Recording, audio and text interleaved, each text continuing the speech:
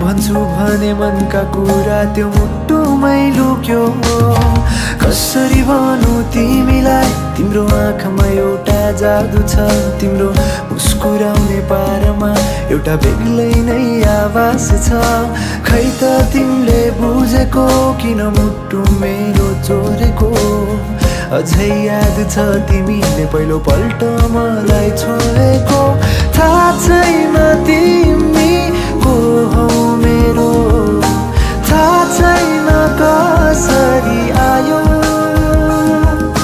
थाहा छैन तिमी को हौ मेरो, थाहा छैन कसरी आयो।